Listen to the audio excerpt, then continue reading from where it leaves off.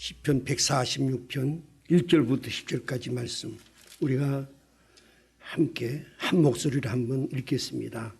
146편 1절부터 10절까지 말씀입니다. 할렐루야, 내 영혼아 여호와를 찬양하라. 나의 생전에 여호와를 찬양하며 나의 평생에 내 하나님을 찬송하리로다.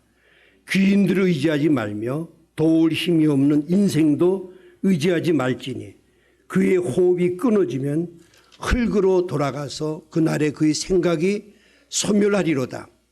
야곱의 하나님을 자기의 도움으로 삼으며 여호와 자기 하나님에게 자기 소망을 두는 자는 복이 있도다. 여호와는 천지와 바다와 그 중에 만물을 지으시며 영원히 진실함을 지키시며 억눌린 자들을 위해 정의로 심판하시며 줄인 자들에게 먹을 것을 주신 이시로다. 여호와께서 갇힌 자들에게 자유를 주시는도다. 여호와께서 맹인들의 눈을 여시며 여호와께서 비굴한 자들을 일으키시며 여호와께서 의인들을 사랑하시며 여호와께서 나그네들을 보호하시며 고아와 과부를 붙드시고 악인들의 길을 굽게 하시는도다. 시온아, 여호와는 영원히 다스리시고 네 하나님은 대대로 통치하시리로다. 할렐루야, 할렐루야. 우리 하나님을 찬양합니다. 우리 하나님을 찬양하는 이유는 하나님만이 우리의 소망이시기 때문에 하나님을 찬양하는 것입니다. 사람이 이 세상에 살아나가는데 모든 힘의 원천은 소망, 희망입니다. 거꾸로 우리가 희망이 없으면 절망이라고 있죠. 키에르케로도 절망은 죽음에 이르는 병이다 그랬습니다. 이 소망, 희망이 중요한데 이 소망, 희망이 어디에 두느냐가 중요하죠. 세상 사람들은 물질이나 명예나 이런 데 희망을 두지만은 오늘 성경은 오직 하나님께 소망을 두는 자가 복이 있다 그랬습니다. 그런 자는 하나님을 찬양한다고 그랬습니다. 미국의 그 메릴랜드 그 장로교회 유명한 유진 피터슨 목사님이 말하기를 희망을 품은 사람은 하나님과 살아있는 관계를 가진다. 희망은 능력이다. 희망은 적극적이다. 희망은 우리로 하여금 예기치 못한 것을 기대하는 마음으로 학수고 대한다. 이렇게 희망을 이야기했습니다. 그래서 희망이란 말은 참 우리에게 말만 들어도 이렇게 가슴이 뿌듯합니다. 자, 우리가 오늘 아침에도 우리 홍 장로님 기도하셨듯이 언제나 뭐 세상이 어렵지만은 그래도 제가 삶 속에서 요새같이 이렇게 어려운 시기를 당해보지 않았나 이런 생각이 들어갑니다. 저는 뭐 그 아프가니스탄에 그 미군이 철수하면서 그 수많은 사람들이 탈출하려고 하는 그런 모습을 보면서 우리 베트남이 꼭 그런 현상이 일어났죠. 그래서 베트남 사람들이 보트 피플이라고 그랬죠. 그걸 타고 대서양 태평양을 넘가다가 빠져 죽고 굶주려 죽고 그랬던 기억이 나면서 솔직하게 우리나라 현실이 우리나라에도 지금 양키고 미국은 물러가야 된다. 물러가면 어떻게 되겠습니까? 저는 뭐 백발백중 참 우리도 비참한 결과가 올 걸 생각하면서 마음이 막 조마조마합니다. 또 코로나 때문에 이 병도 그렇지만은 사실은 경제적으로 어려움을 당하는 사람이 너무나 많은데 뭐 정치관이나 있는 사람들은 거기에 대해서 조금 더 관심도 없고 언론도 관심이 없어요.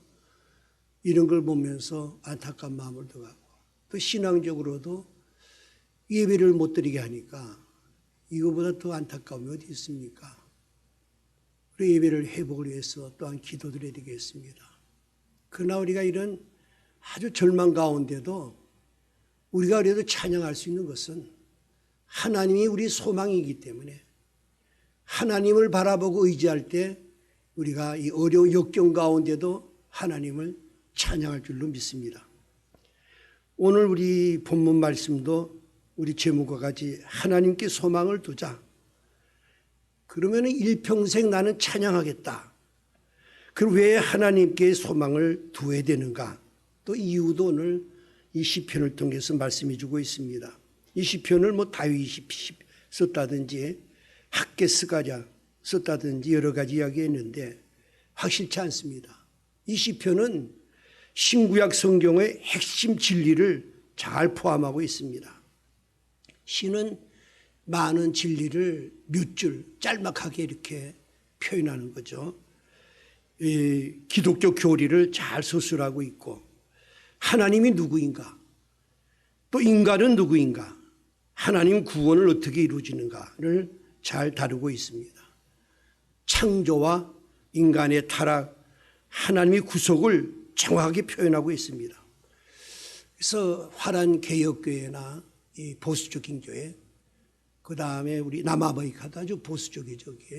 거기 개혁교회들은 이 146편 시편에다가 곡을 이렇게 붙여가지고 찬송을 부릅니다. 그리고 우리 146편부터 시작하면서 150편까지가 할렐루야 찬양이죠. 그래서 처음 시작할 때 할렐루야로 시작하고 끝날 때도 할렐루야로 끝나서 할렐루야 찬양 그럽니다. 또 146편의 좀 특이한 점은 하나님을 개인적인 체험으로 고백하는 게 많이 나오죠. 나의 생전에 내 영혼아, 이렇게 하나님과의 나와의 관계를 내 하나님을 찬송하리로다, 이렇게 이 개인적인 관계를 많이 신앙 고백을 하고 있습니다. 그래서 오늘 이 시편을 통해서 받은 바 은혜와 사랑을 생각할 때 그 삶의 전부를 하나님께 찬양을 드리는 걸 통해서 우리도 우리 현실적으로 앞뒤를 볼 때 암울하고 답답하고 절망 가운데 있지만은 이럴 때일수록 하나님을 바라보고 하나님께 소망을 둘 때 우리가 하나님을 찬양하는 놀라운 은혜가 있을 줄로 믿습니다. 그러면 오늘 이 말씀을 통해서 어떻게 하나님만 소망을 둘 수가 있는가? 오늘 본문을 통해서 한번 우리가 밝혀보겠습니다. 첫 번째, 우리가 하나님을 찬양하고 하나님께 소망을 둘 수 있는 것은 하나님은 천지를 창조하신 분이기 때문에 하나님을 찬양하는 것입니다. 그것이 우리의 소망이라는 것입니다. 오늘 말씀 중에서 6절 말씀은 여호와는 천지와 바다와 그 중에 만물을 지으셨다. 그래서 우리 모든 신앙의 기초는 창조주 하나님입니다. 창조주 하나님뿐만 아니라 하나님은 만물을 창조하실 뿐만 아니라 가만 내버려 두면은 이 별들이 부딪히고 다 해서 다 멸망하죠. 하나님이 정확하게 운영하시는 분이다. 섭리하시는 하나님이다. 창조주 하나님과 섭리하신 하나님을 우리가 확실히 믿을 때 그때 우리 신앙이 든든하게 섭니다. 우리 창세기 1장에 하나님이 천지 만물을 지으셨다. 이 말씀을 믿으면은 성경 전체를 믿습니다. 제가 우리 개척 초기에 그 장로님 한 분이 그래요. 어느 날 와서 목사님, 예수님이 어떻게 동정녀 마리아에 태어난 거 도저히 믿을 수가 없어요. 그런 이야기를 해요. 내가 그러면 하나님이 만물을 창조하신 걸 믿느냐고. 믿는다는데 좀 못하더라고요. 그만큼 우리가 하나님이 모든 만물을 지으신 창조주 하나님이다, 이걸 믿으면은 성경에 다른 거 못 믿을 것이 없습니다. 그래서 이 신앙이, 창조 신앙은 믿음의 기초다, 이렇게 보면 확실히 말씀을 드릴 수가 있습니다. 오늘 이 시인도 이 생명이 다하도록 하나님을 찬송할 수 있는 이유는 하나님은 천지 만물을 창조하셨기 때문에 내가 찬양을 한다 그랬습니다. 할렐루야 내 영혼아 여호와를 찬양하라. 나의 생전에 여호와를 찬양하라. 나의 평생에 내 하나님을 찬송하리로다. 우리 조금 전에 우리 찬송가 79장 찬양을 불렀습니다. 그 찬양은 많은 분들이 찬송가 중에 가장 복음적이다 그렇게 이야기를 합니다. 왜냐하면 1절 2절 보면은 성부 하나님이 창조하신 그걸 찬양하는 내용이 나오고 3절에는 예수 그리스도 성자 하나님이 오셔서 우리 십자가에 죽으셔서 우리 죄를 사해 주는 내용이 나오고 4절에는 다시 오실 예수께서 우리를 천국으로 인도하는 내용이 나오기 때문에 이 짤막한 4절 가운데 복음의 핵심이 들어갔다 그래요. 그중에 1절 2절은요. 성부 하나님이 그 아름다운 이 우주 만물을 창조하신 것을 그리는 그 찬양이 참 아름답습니다. 오늘 이 말씀은 우리가 찬양을 할 때 여러분이 하나님 지으신 세계를 보면서 하나님 저 지으셨고 하나님이 지금도 저 모든 걸 섭리하시고 나무 이파리가 하나 움직이는 거 또 하나 개구리가 울음소리 매미 울음소리까지도 하나님이 다 관리하신다는 이 믿음을 가질 때 막 찬양이 나옵니다. 이 믿음이 있으면요. 창조의 신앙이 없는 사람은 비가 오면 왜 비가 오지? 왜 진짜 새들이 소리가 좀 시끄럽지? 불평불만하지만은 하나님이 지으시고 새들의 울음소리까지도 주관하신다는 이 믿음을 가지면은요. 찬양이 나옵니다. 찬양이. 저는 이 예수님이 오시기 전에 그 누가복음 1장 78절에 돋는 해가 위로부터 우리에게 임한다. 이 돋는 해는 예수님을 말씀하시거든요.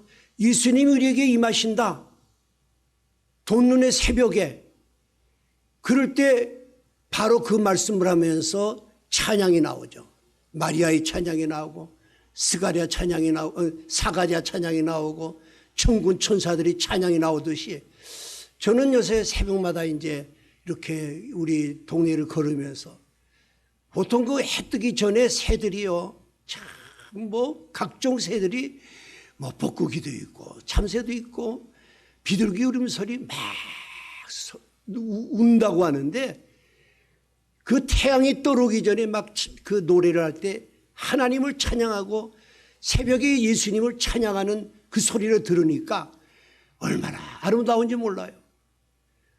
어제 새벽에는 비가 많이 왔지만 비 올 때 막 걸으면은 비를 맞으며 걸으면은 그것도 하나님이 비 내린 하나님을 보면서 천둥 소리를 들을 때도 그 하나님이 우리 같은 소리를 들리게 되고 그러니까 그 삶이 얼마나 멋진지 몰라요. 오늘 이 시인은 하나님이 우주 만물을 지으셨기 때문에 내가 하나님 우리의 소망이시기 때문에 하나님을 찬양한다 그랬습니다. 저는 그래서 시편 120편 1절에 내가 산을 향하여 눈을 들리라 나의 도움이 어디서 올고 나의 도움은 천지를 지으신 것이다. 저는 나가서 이 자연을 바라보면서 하나님을 만나죠. 하나님과 대화로 나가는 거예요. 어떤 사람들은 막 마스크 쓰고 완전히 무장을 하고 또 거기다가 뭡니까 저 휴대폰을 가서 귀에다 꽂고 뭘 듣는지 그러고 다 포기하고 완전히 맨몸으로 시계도 없이 하나님과 대화하는 시간 얼마나 멋있는지 모릅니다. 오늘 우리 신앙이라는 것은 삶 속에서 적용하고 살아야 됩니다. 그럴 때 사는 맛이 나고 내가 건강하게 걸은다고 하면요 힘들어요.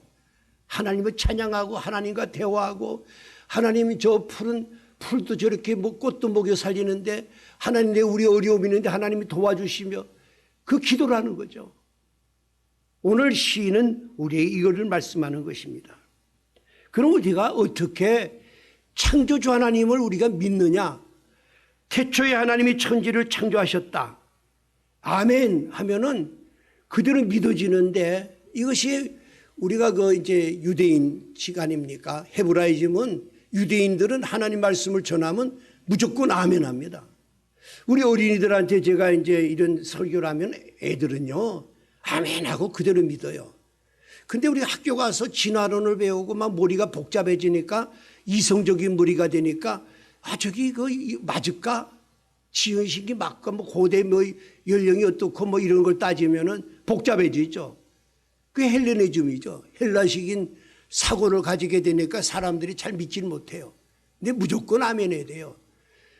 우리 베드로가 그런 고백을 하죠. 예수님 앞에 우리 주 하나님은 하나님이 거룩하신 자인 줄을 믿고 알았습니다. 알고 믿었다는 이야기 아니에요. 무조건 아멘 하고 믿으면은요 성령님께서 깨닫게 해줘요. 근데 좀 알아야 믿지 하고 자꾸 이렇게 논리적으로 따지면은 믿음이 안 생겨요. 말씀을 믿는 거죠. 히브리서 11장 3절은 믿음으로 모든 세계는 하나님 말씀으로 지어진 것을 우리가 아나니, 말씀으로 지었다는 것을 알기 때문에, 하나님 말씀이기 때문에 하나님 말씀을 생각하지 않고 그 뜻을 이렇게 생각하면서 아멘 하면은 성령님의 감동으로 그걸 믿게 하는 거지, 이성적 합리적으로 믿는 것이 아닙니다. 오늘 우리는 이 신앙을 다 가져야 되겠습니다. 말씀으로 우리가 아멘할 때 성령의 감동으로 믿음을 주기 때문에, 야, 이 아름다운 세계는 하나님이 지으셨어. 이걸 확실한 믿음이 있으면은 모든 세계를 보면은 찬양이 나오죠. 거기에 소망을 둔 거죠. 하나님이 우리의 소망이고 하나님이 지으셨으니까 하나님이 우리 가정도 지켜주시고 이 나라들 지켜주시고 하는 하나님을 찬양하게 되는 것입니다. 두 번째는 하나님은 영원한 진실이기 때문에 하나님께 소망을 둬야 됩니다. 오늘 6절에 보면 영원의 진실함을 지키시며 그랬습니다. 우리 여러분, 하나님이라는 말하고 여호와라는 말의 의미는, 하나님은 전능하신 천지를 창조하신 하나님이시죠. 그래서 우리가 사도신경 신앙 고백이 굉장히 중요합니다. 처음 고백이 나는 전능하신 아버지 하나님 천지의 창조주를 믿습니다. 하나님은 전능하신 창조주의 하나님이시고 여호와는 우리를 사랑하시가 약속을 지키시는 야훼 하나님이다.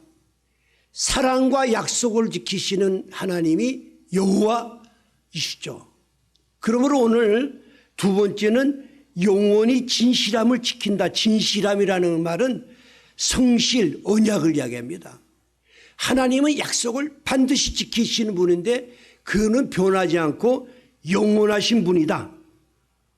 그래서 히브리서 13장 8절에 보면은 예수 그리스도는 어제나 오느니라 영원토록 함께 하신다. 마태복음 20장 35절에는 천지는 없어질지언정 내 말은 없어지지 아니한다. 하나님 말씀 예수 그리스도는 영원하시다. 민수기 23장 19절에는 하나님은 사람이 아니시니 거짓말을 하지 아니하시고 인생이 아니시니 후회가 없으시도다. 어찌 그 말씀하신 것을 행하지 않으며 그 말씀을 실행하지 않겠느냐. 하나님은 반드시 약속을 지키는데 영원토록 약속의 말씀을 지킵니다. 그래서 이 성경이라는 말은 이 약속이란 말이에요. 약속. 창세기 1장부터 전체 내용이 하나님이 우리 인간에게 약속을 해놓고 약속은 반드시 성취가 나옵니다. 그래서 계약신학이라고 하죠. 계약신학. 그리고 하나님의 복받는 비결은 다른 게 아닙니다. 하나님의 약속의 말씀을 순종하고 할 때 하나님이 우리에게 기적을 베풀고 복을 주시는 겁니다. 근데 우리 인간은 어떻습니까? 사도 바울은 로마서 3장 4절에 사람은 거짓되고 오직 하나님은 참되시다 할지니라. 근데 인간은 믿을 수가 없다는 거죠. 인간은 아침에 이리 약속해 놓고도 저녁에 또 나한테 손해보면 또 금방 뒤집었습니다.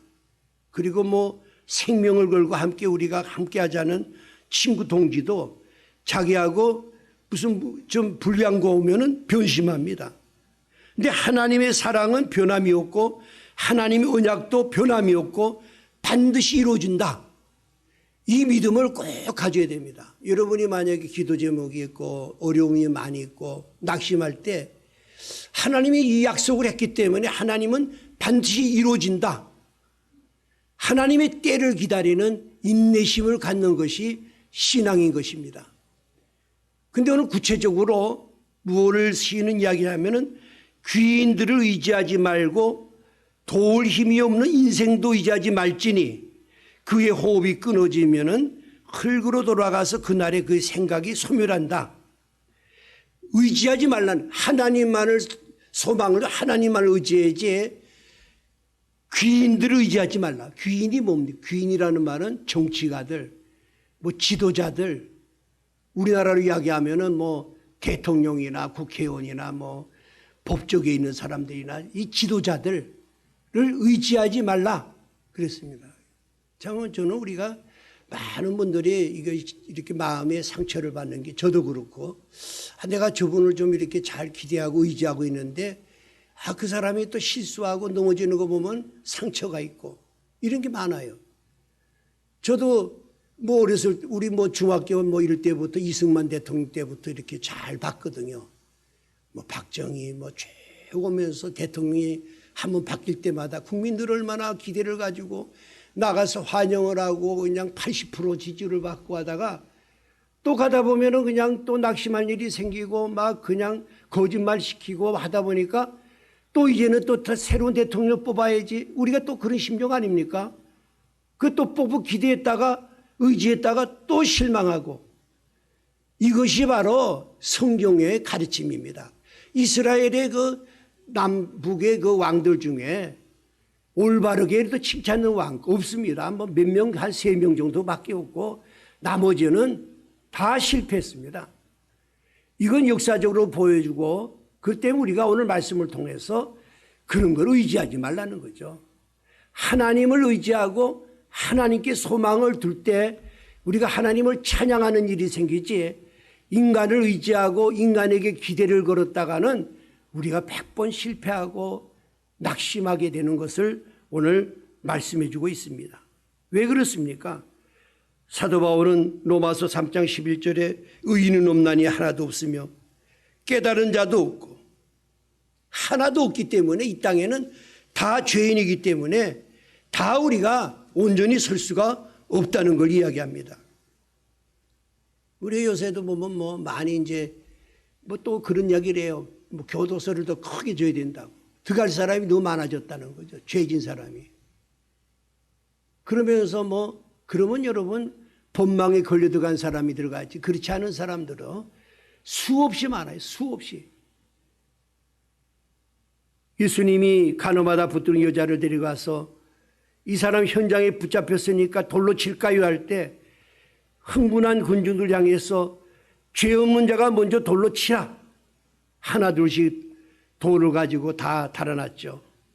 오늘 이 말씀을 통해서 이 말씀은 뭐 우리가 뭐 인간관계를 서로 불신하고 또 서로 증오하고 미워하고 살라는 것이 아니라 인간은 본질적으로 자기 힘으로 할 수 없는 인생이고 또 죄인된 인간이기 때문에 거기를 의뢰하지 말고 하나님을 의지하고 인간은 의지할 상대가 아니라 인간은 사랑할 상대고 도와줄 상대지 거기에 전적으로 의지하다 보면 너희들은 넘어지고 실망한다. 하나님께 소망을 두고 하나님만 의지하고 할 때 진정으로 역경 가운데도 찬양이 일어난다는 것을 말씀해 주고 있는 것입니다. 세 번째로는 우리가 하나님을 찬양한다는 것은 하나님의 정의가 이 역사의 인간과 세상을 관리하고 있다.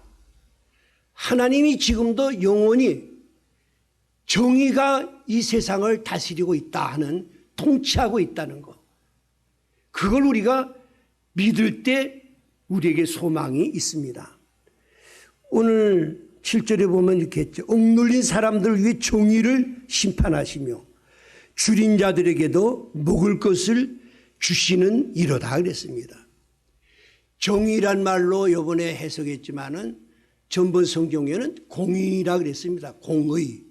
공의를 정의로 이렇게 바꿔 있는데 이 말은 뭐냐면은 우리가 올바른 정의로운 일을 하는데 공평하게 한다. 하나님은 어떤 일을 올바르게 행하실 때 공평하게 한다는 거죠. 이 말씀 뭐냐면 차별을 두지 않고 똑같은 그 원칙에 의해서 다스린다는 거죠. 가진 자나 안 가진 자나 배운 자나 못 배운 자나 다 똑같이 하나님이 하나님의 말씀에 비추어서 다스린다. 그 말입니다. 그 우리나라 현실이 그렇습니까? 지금 우리 전번에 제가 미가 그 가지고 설교했지만 그 당시의 내용을 보면은 지도자들이요 공의가 없었다. 공의가 없다는 말은 이렇게 잣대가 말씀이 기준에서 똑같이 다 해야 되는데 있는 자는 더 잘해주고 없는 자는 무시하고 배운 자는 좀 잘해주고 못한 자는 못한다는 공평하지가 않았다는 거죠. 여러분 우리나라에도 지금 이 공의가 이루어집니까? 안 이루어지죠. 모든 가진 자들이 횡포죠. 우리 대학 입시는 굉장히 중요한 겁니다. 모든 사람이 가족이 다 그것 때문에 집도 팔고 계산도 팔고 하는 그런데 그러나 사건 안 보세요.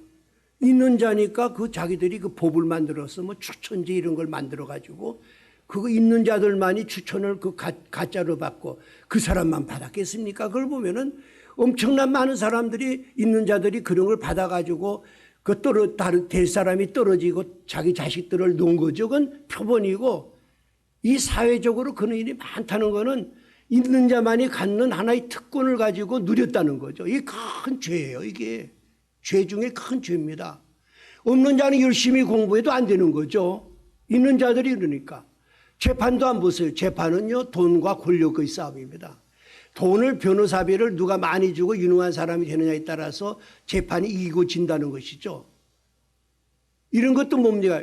공의가 이루어지지 않는 거죠. 정확한 법률에 의해서 재판하는 것이 아니라 판사도 거기에서 치우친다는 거죠. 우리나라 사법부가 썩었잖아요. 완전히 죄 없는 자가 죄는 되고 이거 엄청난 사건이죠. 그렇지만은 이걸 볼 때 야 우리가 이거 실망하는구나 이 나라가 되겠나 하지만은 하나님이 지금도 정의로 공평하게 다스리고 계신다. 이걸 우리가 알 때 하나님께 소망을 두고 하나님을 찬양하게 하는 것입니다. 솔직히 한 말씀 드려보세요. 지금 이 위정자들이요. 자들이 잘못을 너무 많이 했으니까 전직 대통령 같이 또 들어갈까 봐. 뭐 검찰개혁을 하고 뭡니까 무슨 법을 또 만들고 요번에 언론 무슨 법이라도 그 내용을 다 보면은 어떻게 하면 나 이 법망에서 벗어날까? 나는 안 들어갈까? 지금 백성들이 아픔과 고통을 생각하는 게 아니라 그 위정자들이 난 어떻게 하면 안 들어가고 피할까 해서 있는 법을 그냥 다 만들어요. 그러나 성경은 너희들이 아무리 그 법을 만들어도 하나님이 나는 정의로 심판하시고 통치하니까 때가 되면은 하나님이 통치한다.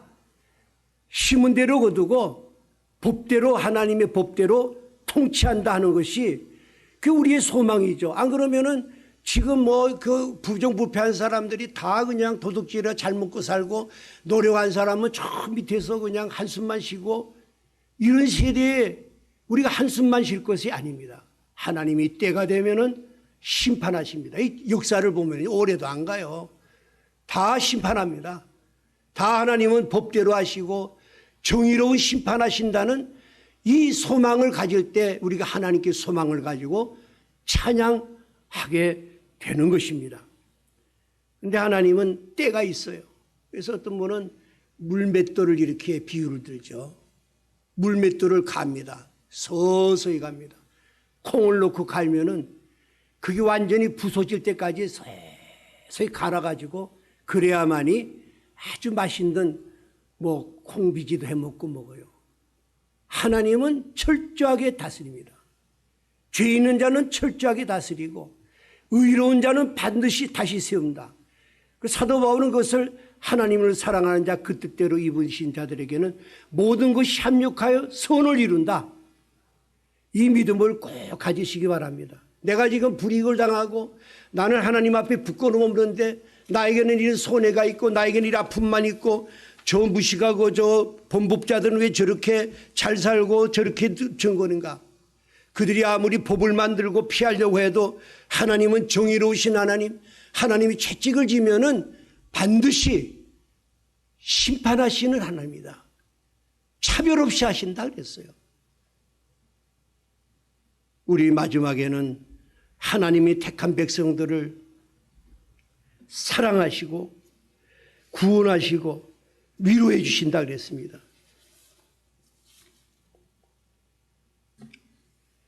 이 말씀은 무엇입니까?